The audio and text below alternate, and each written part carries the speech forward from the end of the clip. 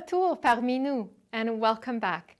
Our first set of concurrent sessions focuses on how COVID-19 has impacted various sectors and how we can work together to support recovery. The tourism industry is stronger together. Merci de nous joindre à nous pour cette séance de débriefage sectoriel.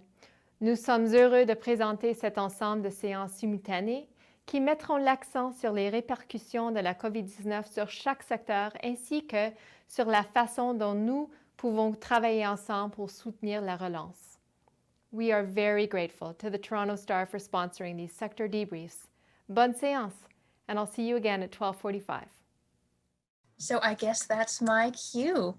Good afternoon, all, and welcome to Apocalypse Now, Restaurants and Food Service in Crisis. By way of brief background, for those who may be unfamiliar with us, Restaurants Canada is a national industry association representing the voice of food service, a key component of the tourism and hospitality landscape. We provide advocacy, member cost savings programs, industry-leading research and resources, as well as bringing the industry together through in-person and now virtual events like this across Canada. And I'm Lauren Vandenberg, the Executive Vice President of Government Relations with the Restaurants Canada team. It's an understatement to say that Canada's food service industry has undergone considerable change and challenge in the wake of COVID-19. Our industry has been devastated by the pandemic, and the road to recovery may not be a smooth one. Today, I'll be sharing an overview of our industry, the impact that COVID-19 has had and is continuing to have on the food service sector, how restaurant operators are pivoting to adapt to this new normal across the country, and what the outlook is for our future as Canada's tourism ecosystem evolves. Let's get started. So restaurants and the many small and medium-sized businesses that make up the Canadian food service sector are a critical pillar of our culture, economy, and local communities. Before the pandemic struck, our industry comprised of over 98,000 establishments from coast to coast to coast, contributed 4% to the country's total GDP, and served about 22 million customers each and every day. Food service also supports a wide variety of supply chain businesses, indirectly supporting more than 290,000 jobs. And restaurants typically spend more than $30 billion per year on food and beverage purchases. So we play a critical role for Canadian farmers and the agri-food sector as well. One remarkable fact that most Canadians don't realize, restaurants do more than just nourish the body and soul. We also feed the economy. So when you spend $10 at a restaurant, the average establishment only keeps about 50 cents. The rest goes right back into the economy. Restaurants bring a lot to the table, and when they thrive, so do the communities that they call home. As for the role that food service plays in tourism, well, not only are restaurants an essential part of every tourism experience, whether that's picking up something quick on the road or making plans to enjoy a dinner in a scenic setting, experiencing local food is often a huge part of what attracts visitors to communities across Canada. And perhaps one of the most positive shifts we've seen through this period is the massive growth in local support. Without international travel, getting Canadians excited about experiencing the terroir from different regions is all the more important to keeping our tourism ecosystem alive. In the wake of COVID-19, consumers seem to feel that home is not just where the heart is, but where safety is as well. So we've seen many local small businesses and regions leverage this shift as a sort of tourism-based marketing strategy. One example of this is in Waterloo, which announced their We Are United campaign over the summer as an umbrella initiative to encourage locals to rediscover their region's hospitality and tourism establishments. We also saw larger corporate brands get behind the movement, with companies like RBC launching Canada United, which was a national movement that aimed to bring Canadians together to show their support for local business. A key theme behind many of these initiatives was a determined effort to promote restaurants and food service establishments within local communities. Because if Canadians don't show, celebrate, or share their tangible support for their favorite pub or diner, a devastating amount of restaurants won't survive this apocalypse, and local communities will be unrecognizable. As we dive into today's discussion, I'd like to take a minute to reminisce about the past. It's important to remind ourselves where the industry was before COVID-19 hit. From the sharp decline in sales to changing consumer preferences on when and how they dine out, this apocalypse has reshaped and transformed Canada's food service landscape. In the last decade, the restaurant industry was the fastest growing major industry in Canada, faster than many other high-profile industries like real estate or mining or the entertainment sector. At the end of 2019, we had grown to 93 billion in sales, which is more than double in size compared to 2000. And before COVID-19, we were on track to surpass 100 billion in sales in 2021. But all of that came crashing down with this apocalypse. So what you're seeing here is 2 decades of growth erased in 2 months. Essentially, our industry fell off a cliff and then broke both legs. So just to drive that particular cliff home, over 55% of Canadians know of a restaurant in their community that is permanently closed during this pandemic. Before COVID-19, the food service sector was Canada's 4th largest employer, directly employing 1.2 million people. But today, our employment levels are the lowest they have ever been in 40 years. In fact, the food service sector lost more jobs in the first 6 weeks of the pandemic than the entire Canadian economy lost during the 08-09 recession. No other industry has come close to this level of shortfall. Once restaurants were allowed to reopen for indoor dining and the federal government stepped up to provide the wage subsidy, the food service sector was able to bring back some of the jobs that we lost under lockdown. But the latest job numbers from Stats Canada show that our industry is still more than 200,000 jobs short of where we were in February before this crisis started. And every time another jurisdiction imposes new dining shutdowns, restaurant sales plummet and food service job losses rise all over again. Something important that Canadians need to understand is that just because they see restaurants that are still open doesn't mean they're making money. Most restaurants are operating at a loss or at best barely breaking even. Once lockdowns were lifted and restaurants were able to reopen indoor dining during the late spring and summer, the average restaurant was investing tens of thousands of dollars in new training, PPE, and other safety measures to ensure that their staff and guests were protected. This investment has added up to $750 million across the country so far. But that's not the whole story, because restaurant operators are still struggling with reopening costs in addition to the debt that they had already built up during the lockdown periods. So all of these costs combine to paint a much more depressing economic outlook than was assumed by many back in the summer months. So how do we get through this without losing our restaurants? What role has Restaurants Canada played, and how have restaurant operators across the country adapted to this new normal? Well, thanks to the work of the Restaurants Canada team, we've advocated on behalf of our industry since the COVID-19 crisis began. And as a result, the vast majority of food service businesses have been able to survive so far. We've been at the policy table with all levels of government, making sure that the needs of our industry are being addressed as part of evolving response plans. We're continuing to proactively work with elected officials and their staff to deliver on initiatives that will help restaurants pull through so that they can continue contributing to vibrant communities across the country. The ongoing financial assistance that we've helped secure from the federal and provincial governments, from rent and wage subsidies to grants to forgivable loans for small business, these are all vital lifelines for the majority of restaurant operators. Because at our core, we simply don't believe that it's health and safety versus the economy. Rather, we believe that it's health and safety in support of the economy. Because by investing in support programs specifically for employers and the fixed costs that restaurant operators everywhere are struggling with, our industry can help keep Canada's economic engine in idle rather than shut down. A continuation of these government programs will keep restaurants open and also save tens of thousands of food service jobs. And this is important because the restaurant sector itself is a reflection of Canada's incredible diversity. 58% of our industry is made up of women, and 31% of the food service workforce belong to a visible minority. And it's because we were hit first and hit hardest by this apocalypse that we are uniquely situated to help kickstart the Canadian economy by being a major source of the 1 million jobs that the Prime Minister says he wants to bring back.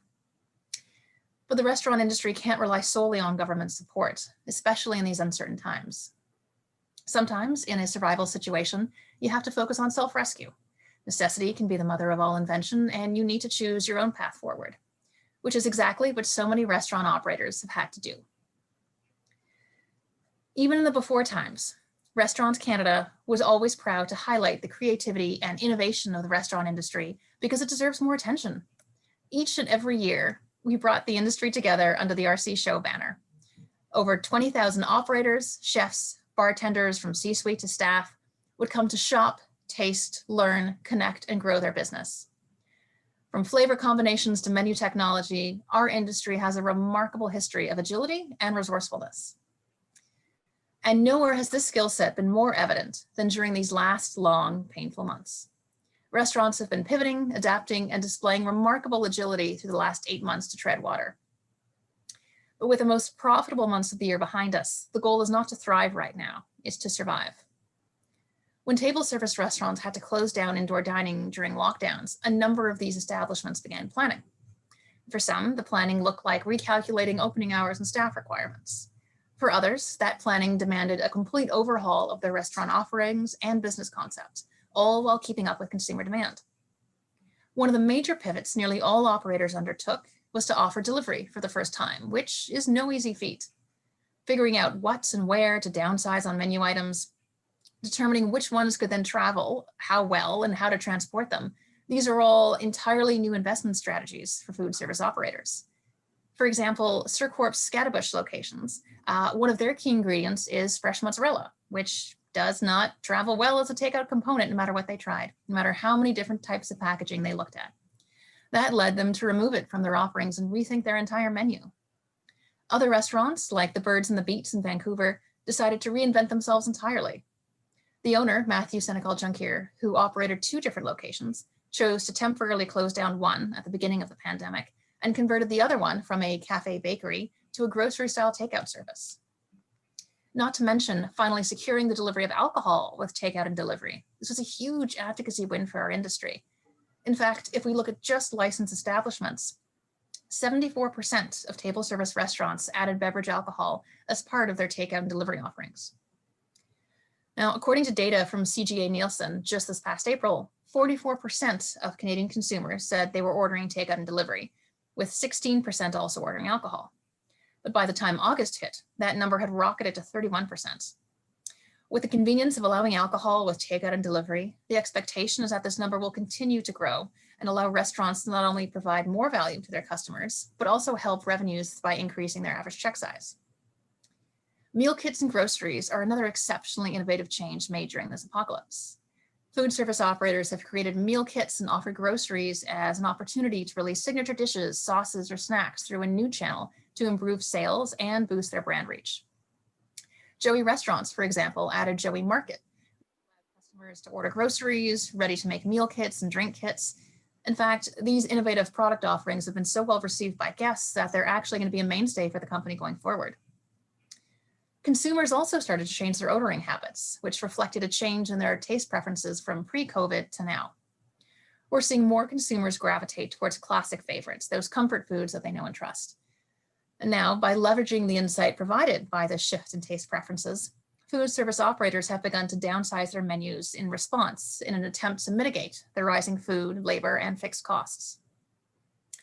Focusing their efforts on removing complexity and maximizing each ingredient to increase efficiency, most restaurants have downsized their menu by about 12.5% on average.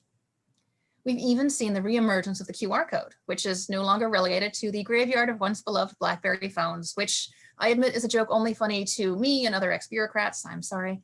Once a lost consumer relic, the QR code has once again become relevant by allowing operators to balance health and safety with consumer freedom and access. These are all fantastic examples of the creativity and determination that restaurant owners across the country have brought to battle for their survival. But what's next? Well, our biggest challenge right now is consumer confidence, and this is what this slide is talking about. Excellent. Restaurant operators have been investing a tremendous amount of blood, sweat, tears, and equity into ensuring their establishments are safe spaces to share a meal with friends and family. They've kept pace with constantly evolving public health guidelines, and the most recent data released in Alberta and Ontario clearly demonstrate that we're not the source of the devastating community spread. But as you can see from this chart, only 31% of Canadians say they are comfortable going to a table service restaurant with friends and family on a regular basis. And that number isn't likely to climb much higher over the remainder of 2020. Even by the first half of 2021, just 46% of Canadians said they would be comfortable going to a table service restaurant on a regular basis. At the beginning of today's presentation, I used the analogy that the food service industry has basically fallen off a cliff. We were a $93 billion industry dedicated to serving millions of people every day. And COVID-19 has pushed this industry to the brink of collapse. Many food service businesses are holding on for dear life as we try and climb our way out of this. And in the past 8 months, whether it's meal kits, groceries, ghost kitchens, or new menu items, we've seen restaurants pivot to try and adapt to the situation. And continued government support has helped many to get back on their feet. The road to recovery will continue throughout 2021 and 2022.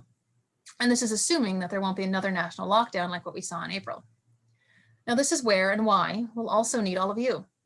The Conference Board of Canada expects domestic travel to return to something close to normal by April 2021, but international travel is going to remain at below normal levels until at least January 2022.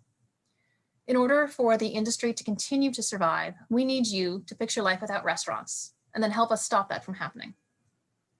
Our industry has always been a part of your celebrations, birthdays, and adventures. Now we need your help. Visit your local restaurant, dine in, celebrate takeout day each week with us, or get delivery. Post photos of your meals on social media and use the hashtag #RestaurantsForFamily and tag the establishment so that they know you can't picture life without them. I'd like to leave you today with Restaurant Canada's I'm a Restaurant video, filmed pre-COVID.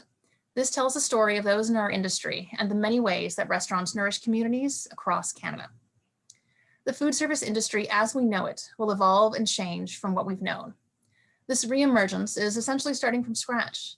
And for many, the focus is on fighting through the month, the week, or even just the day. Restaurants make up a critical load-bearing pillar of Canada's culture and economy, and we're essential to a strong and inclusive recovery for Canadian tourism. It's only by pulling together that we'll all survive this crisis, and it's this resilience that gives us hope for the future.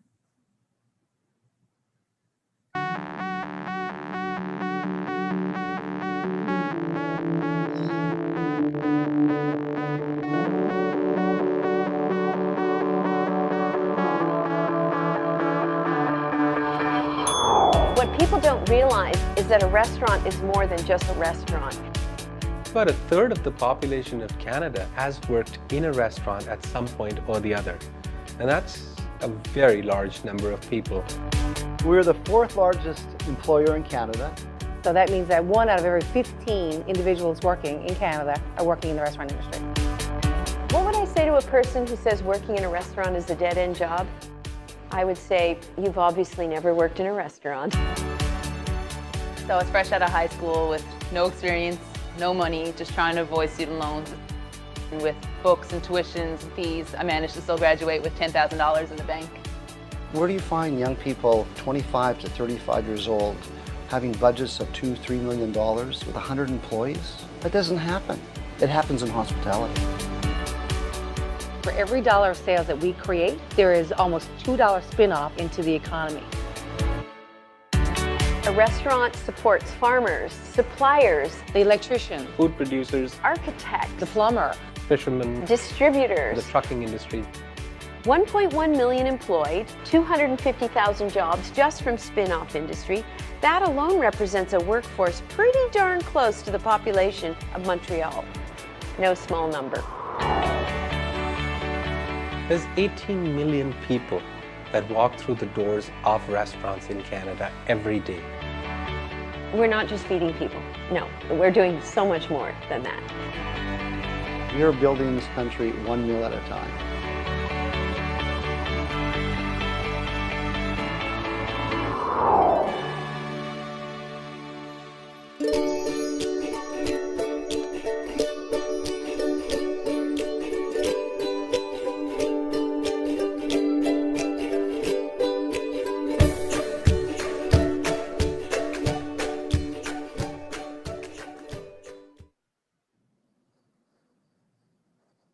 Excellent.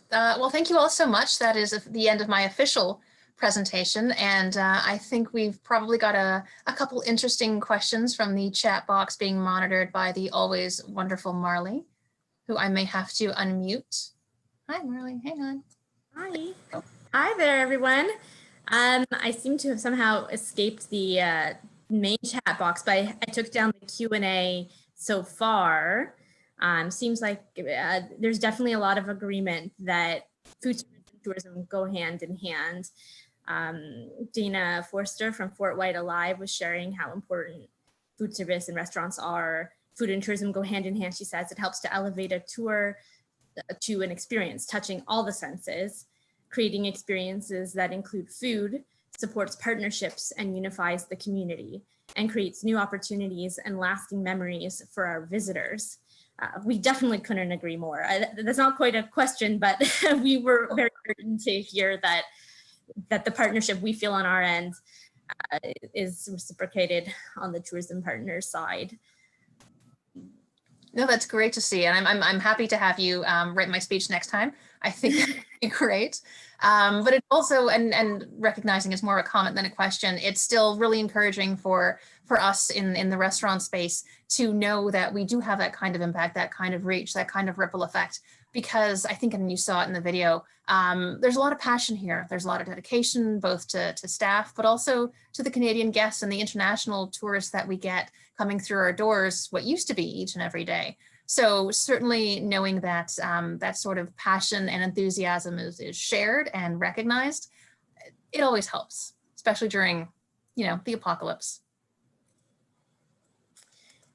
We also had a question from Suzanne Reeves from Sure Media about what role tourism partners can provide in helping with the recovery. That's a great question. I think, and that sort of goes to the first comment, we're all sort of in this together, right? The adorable video that played at the beginning, tourism as a whole is stronger when we work together. And I think given the fact that international tourism is going to be abysmally low for the next couple of years, at least, looking at how we can tap into the Canadian market and showing off everything that we do here at home and taking more pride than ever in what we can deliver for a tourism experience, and whether that's in hotels and accommodation or exploring the scenic venues that we take for granted, or trying new and exciting foods in a part of your city or province or the other end of the country that maybe you haven't before. And I think it's when we all come together and acknowledge that it's going to be shitty for a while, but we genuinely are stronger together. And whether it's through new partnerships or new team ups with a restaurant you haven't tried before or a hotel you haven't stayed at before, I think the tourism ecosystem is unique in that it's very much self-reinforcing. All right, I seem to be back in the chat, and I'm seeing there are a lot of questions about how much people enjoyed this presentation and would like the link to the recording. And I see people are responding that it will be available to all participants. So that's good to know. Excellent. And we had more of a technical policy question from Hugh McKenzie at the Kingston Destination Group.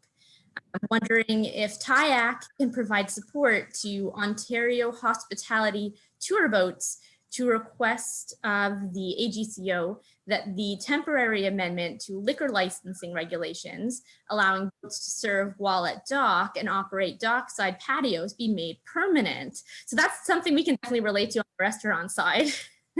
Yes, as I alluded to, the accessibility of alcohol delivery and takeout has been something that we have been yelling about for a good many years. So if we're going to look for a very small silver lining, meager as it is, that's certainly one that we're taking as a win. Having it made permanent in many parts across the country has also been very good news for restaurant operators. I would suggest, though, Hugh, that perhaps that question might be better answered by TIAC itself and their policy team, given their relationships with the AGCO. But if you want to follow up offline, I'd be happy to have a bit of a chat with you about what worked and what didn't on our end. To be honest, I think for many governments where the situation was made permanent, it was out of, we know you guys are suffering, here's what we can do now. And it's that vein of cooperation that I think is a really important lever for all of us in tourism these days. I wish I had a magic wand for that, but sorry. We have been seeing some appetite for making some of these temporary changes permanent. So hopefully you'll be seeing the same kind of progress on the tourism operator side. I believe it was Newfoundland and Labrador that recently just followed our recommendation to make delivery of alcohol with takeout orders and delivery permanent and not just temporary. So that was great. Welcome news. Oh, and Hugh McKenzie says, thank you, Lauren. He's going to follow up with you. Great. I just asked the chat, I'm wondering on your end, if you've been seeing anything that's been inspiring you all with how the food service space is innovating that might show what the future could hold. I'm not seeing any responses to that yet, but let's see if we have any other thoughts. I mean, I'm happy to share that one of the most exciting and innovative creative pivots that I have personally enjoyed has definitely been the creation of cocktail kits to go, meaning from the restaurant to my house. Because I don't necessarily have time to figure out how to bartend fancy drinks on my lonesome. So this was a fun way to support the local dining room I can't get to anymore, and also have a really good cocktail I would never be able to figure out how to make on my own. So I've had fun. Something else I'd be curious to hear from the tourism side is whether they've been seeing an interest in more local tourism from people who would otherwise be going internationally to travel, now more eager to discover what's in their own backyard and taste the flavors of their terroir. Have any of you been hearing from people that this has been maybe something that's opened their eyes a little bit while they've been stuck within their borders? Oh, I'm seeing from Christine at Algonquin College, many of the local, where did it go? Many of the local food service providers in Clarington started frozen meals in local groceries and venues for pickup. Smart. Yeah. See, and that's a great example. A lot of times, like, you can take a menu's creativity for granted when the food is served to you on a plate, but thinking literally outside the box of just takeout, it's been really, really encouraging to see that really take form. Dana, again, from Fort White Alive, saying that the move to using the restaurant supply chain to get groceries into the hands of people has inspired her. It allowed her to see access to local farmers without having to buy half a cow or pig. I don't have that kind of real estate in my freezer. No, myself neither. Lauren, is there anything else you'd like me to maybe throw out to the chat? No, I think we've covered a lot of ground here today, and I know it's sort of a lot to absorb. It's been a wild ride these last 6, 7, 9 months. But I hope that we are, even if in the middle of a second wave, through the worst of the shock, and knowing what we can and can't do to pull together as a tourism community, will only make us stronger going forward. It was a pleasure to see some of your faces, most of your names, to get your questions. Certainly, if you have any other thoughts that strike you, don't hesitate to reach out. And I am being told that the session is recorded and should be available for your viewing pleasure, to laugh at all of my bad jokes at your leisure. So I think with that, we are just up against the clock. Assuming we've got the go-ahead from the technology gods running this. Yes, yay, technology gods, wonderful. Thank you all so much. Enjoy the rest of the TIAC Congress, and we'll see you around the ecosystem, I guess. Thanks, guys. Merci de votre participation. Le congrès touristique virtuel de l'AITC de cette année est financé par le Fonds pour les expériences canadiennes, en partenariat avec le gouvernement du Canada. Thank you for joining us. This year's virtual TIAC Tourism Congress is funded through the Canadian Experiences Fund in partnership with the Government of Canada.